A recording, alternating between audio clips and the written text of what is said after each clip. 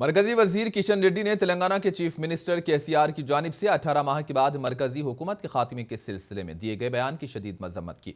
इन्होंने कहा कि मरकज की बीजेपी हुकूमत 18 माह के बाद खत्म होगी या नहीं, इसका फैसला मुल्क की आवाम तय करेंगे, लेकिन यह तय है कि 8 माह के बाद तेलंगाना में टीआरएस हुकूमत का खात्मा होगा, क्योंकि तेलंगाना की आवाम इसका फैसला कर चुके हैं। आने वाले इंतखाबात में टीआरएस को सबक सिखाएंगे।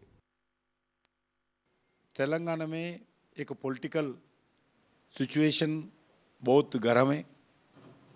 केसीआर जी तेलंगाना का मुख्यमंत्री कल विधानसभा में बात करते हुए मोदी सरकार, बीजेपी सरकार 18 महीने में जाने वाला है, मोदी बहुत बड़ा फासिस्ट है, ऐसा भाषण दिया है।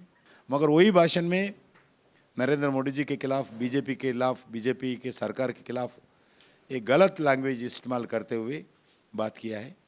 मैं ये बताना चाहता हूँ, नरेंद्र मोदी जी 18 महीने में जाएंगे नहीं जाएंगे भारत के जनता तय करेंगे, मगर ये तो मैं विश्वास के साथ बताना चाहता हूँ, तेलंगाना का जनता तय किया है आने वाले 8 महीने में टीआरएस सरकार जाएगा, केसीआर सरकार जाएगा। तेलंगाना जनता तो ये तय किया है।